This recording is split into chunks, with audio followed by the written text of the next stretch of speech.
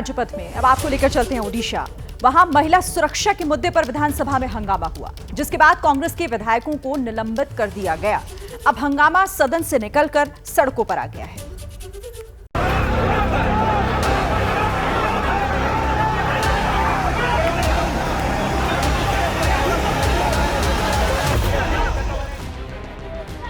कांग्रेस के कार्यकर्ता सड़क पर हैं। प्रदर्शनकारियों ने बैरिकेडिंग तोड़ दी। पुलिस और प्रदर्शनकारी आमने सामने आ गए।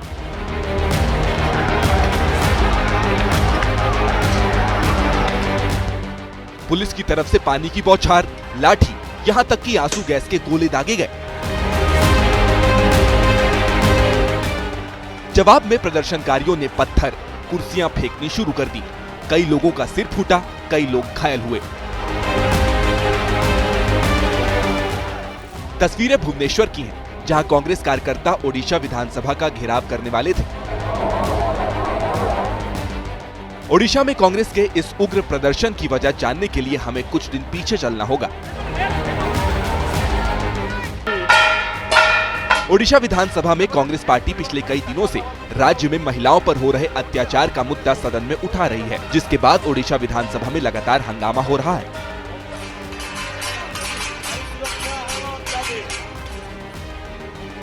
विधानसभा में हंगामा इतना बढ़ा कि कांग्रेस के 12 विधायकों को सदन से 7 दिन के लिए निलंबित कर दिया गया। विरोध में कांग्रेस के 12 विधायक विधानसभा में ही सोते रहे, जिसके बाद बुधवार को कांग्रेस विधायकों को जबरन विधानसभा से हटा दिया गया। कांग्रेस के बचे 2 विधायकों को भी निलंबित कर दिया गया।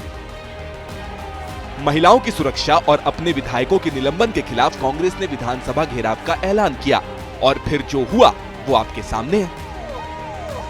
ये सरकार रेपिस्टों के साथ, बलात्कारियों के साथ, अपराधियों के साथ खड़ी है।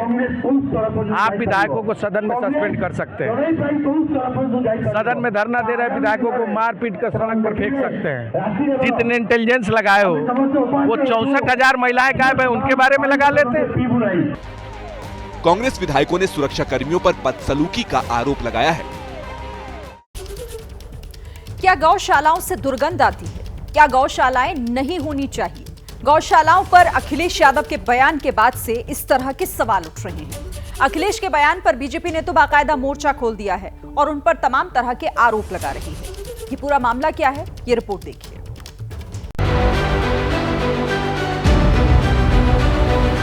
दुर्गंध पसंद करते हैं, इसीलिए गौशाला बना रहे हैं। हम सुगंध पसंद कर रहे थे, इसलिए इत्र पार्क बना रहे थे।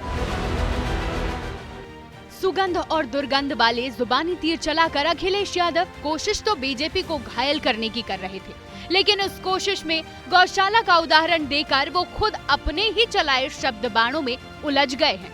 अब अखिलेश के इन्हीं जुबानी तीरों पर बीजेपी सनातन विरोधी, गौमाता विरोधी और संस्कृति विरोधी धार चढ़ा रही है। मुसलमानों की तरफदारी करने में इस तरीके से लग गए हैं कि केवल हिंदुओं का अपमान करना। अखिलेश यादव जैसे लोग वोट के खातिर कुछ भी कर सकते हैं। जिस गाय को हिंदू पूजता है उनको दुर्गंध आता है, इससे बड़ा दुर्भाग्य और क्या होगा। उन्हें वोट की आस्था है, उन्हें धर्म की आस्था नहीं। दरअसल 2 दिन पहले ही दिल्ली की बीजेपी सरकार ने गौशाला के लिए 40 करोड़ के बजट का ऐलान किया है, जिसके तहत सड़क पर घूमती गायों को गौशाला भेजा जाएगा। हो सकता है अखिलेश यादव के दिमाग में रेखा सरकार का वही फैसला गूंज रहा हो और उसके सहारे वो योगी सरकार को घेरना चाहते हो, लेकिन सारा दाव उल्टा पड़ता दिख रहा है। गौशाला पर अखिलेश के बयान को यूपी के डिप्टी सीएम केशव प्रसाद मौर्य ने समाजवादी पार्टी की समाप्ति से जोड़ दिया, तो दूसरी तरफ कभी अखिलेश यादव के चुनावी साथी रहे यूपी की मौजूदा सरकार के मंत्री ओम प्रकाश राजभर ने अखिलेश यादव के बयान पर तंज कसा। पूछा कि क्या समाजवादी सरकार में हर तरफ संगमरमर बिछा था? उन्होंने संगमरमर बिछा करके, उनके सरकार थी। सपा बसपा कांग्रेस नफरत की राजनीति करते हैं, नफरत का बीज बोते हैं, और एनडीए की सरकार भाईचारा की बात करती है। वहाँ हक लूटा जाता है, यहाँ हक दिया जाता है।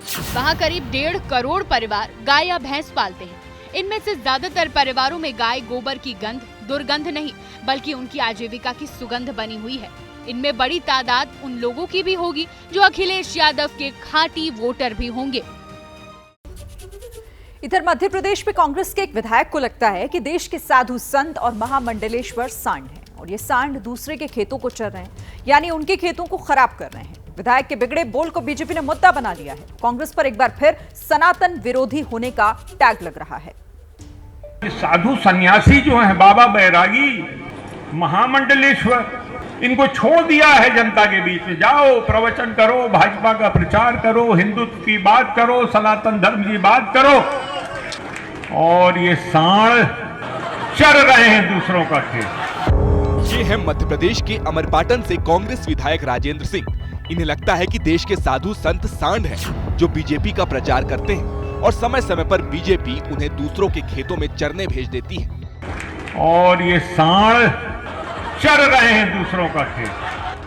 ताज्जुब की बात यह है कि विधायक के बिगड़े बोल पर कांग्रेस के दूसरे नेता मजे ले रहे थे। उनकी हंसी की आवाज गौर से सुनिएगा। और ये सांड चर रहे हैं दूसरों का खेत। एक और हैरान करने वाली बात यह है कि इस कार्यक्रम में एमपी कांग्रेस के अध्यक्ष जीतू पटवारी खुद मौजूद थे। विधायक ने मंच में सांड ज्ञान के साथ अपने अध्यक्ष जीतू पटवारी को भी शायराना अंदाज में ज्ञान दिया। जिसे मंजिल समझ रहे हो जीतू भाई, वो बसेरा है, मशाल जलाओ, अभी बहुत अंधेरा है।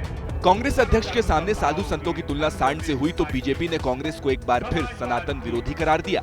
यह देश साधु संतों में नंदी देखती है, जो शिव को धारण करके चलते हैं, और यह देश गौ में माता देखती है और चरण स्पर्श करके उनसे आशीर्वाद प्राप्त करती है। कांग्रेस विधायक का सांड पर ज्ञान दिल्ली से लेकर भोपाल तक चर्चा में रहा। अब विधायक पर कार्रवाई की मांग हो रही है। इटली की संस्कृति में पलने वाली कांग्रेस, बढ़ने वाली कांग्रेस बहुसंख्यक समाज के खिलाफ लगातार काम कर रही है, और अब ये इस देश में बर्दाश्त नहीं किया जाएगा। राजेंद्र सिंह जी के खिलाफ कार्रवाई होनी चाहिए। मध्य प्रदेश में 2023 के चुनाव में 230 में से सिर्फ 66 सीटें लाने वाली कांग्रेस पहले से हाशिए पर है। लोकसभा में जनता ने एक सीट के लिए भी तरसा दिया। अब जब कांग्रेस जगह जगह जाकर अपने कार्यकर्ताओं को एक कर रही है, तब उनके विधायक का ये सांड वाला बयान सनातन सम्मान के मुद्दे पर आत्मघाती साबित हो सकता है। और ये सांड चर रहे हैं दूसरों का खेत। और आज नीतीश कुमार का एक और वीडियो वायरल हो रहा है। मौका था सदन के बजट सत्र के समापन का। मौजूदा विधानसभा का यह आखिरी बजट सत्र था, लिहाजा फोटो सेशन का कार्यक्रम चल रहा था। लेकिन फोटो शूट के दौरान नीतीश कुमार कैमरामैन की तरफ हाथ जोड़ने लगे। विपक्ष को फिर मौका मिल गया। वैसे ये वीडियो ऐसे दिन वायरल हुआ है जब खबर आई है कि नीतीश कुमार के चेहरे पर ही एनडीए बिहार में चुनाव लड़ने वाला है।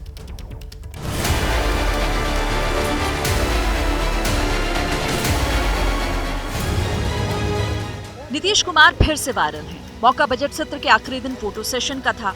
नीतीश कुमार कैमरामैन की तरफ हाथ जोड़ने लगे तो बगल में बैठे मंत्री विजेंद्र यादव ने उनका हाथ नीचे किया। बार बार वायरल होने वाले नीतीश कुमार फिर से एनडीए का सीएम फेस बनने जा रहे हैं। बुधवार की रात दिल्ली में गठबंधन के दलों ने मिलकर इस पर सहमति जताई। बाकायदा मीडिया को जानकारी दी गई। और तय पहले भी था, आज भी तय है और आगे भी तय होगा कि नीतीश कुमार जी की अगुवाई में एनडीए चुनाव के मैदान में जा रहा है। दिल्ली में हुए फैसले से बिहार के जेडीयू नेता खुश हैं, फैसले का स्वागत कर रहे हैं। लेकिन आरजेडी कह रही है कि बीजेपी को अपना चेहरा इस बार भी नहीं मिल पाया। भारतीय जनता पार्टी अगर विधिवत रूप से इस बात की अगर घोषणा की है तो इसका हम लोग स्वागत करते हैं। वैसे ये सर्वविदित है, यहाँ कहीं कभी भी कोई कन्फ्यूजन रहा ही नहीं है और आगे भी नहीं रहेगा। माननीय मुख्यमंत्री नीतीश कुमार जी के नेतृत्व में ही चुनाव लड़ा जाएगा और वही मुख्यमंत्री होंगे। इनका भी वही हाल होगा। नीतीश कुमार जी को भी आगे रखा जाएगा, जिस तरह महाराष्ट्र में शिंदे जी को आगे रख करके शिंदे समर्थकों का वोट ले लिया गया और उनको साइड कर दिया गया। मैं आज दावे के साथ कह सकता हूं कि किसी भी कीमत पर ये प्रोजेक्ट नहीं करेंगे उनको।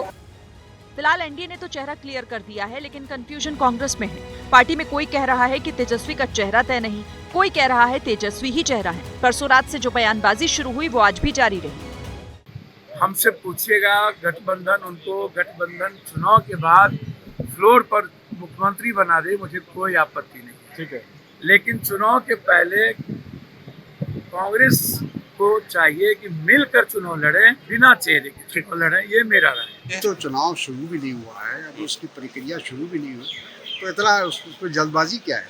अभी हम लोग बैठेंगे, आपस में तय करेंगे क्या फार्मूला होगा, क्या हमारी रणनीति होगा। कांग्रेस बिहार में आरजेडी की सहयोगी है, लेकिन पिछले कई दिनों से दोनों दलों के बीच तकरार की बात सरेआम हो रही है। लेकिन एनडीए ने फिलहाल बाजी मार ली है, नीतीश कुमार को सीएम का उम्मीदवार मान लिया। सवाल ये है कि एनडीए की जीत के बाद भी सीएम नीतीश ही होंगे।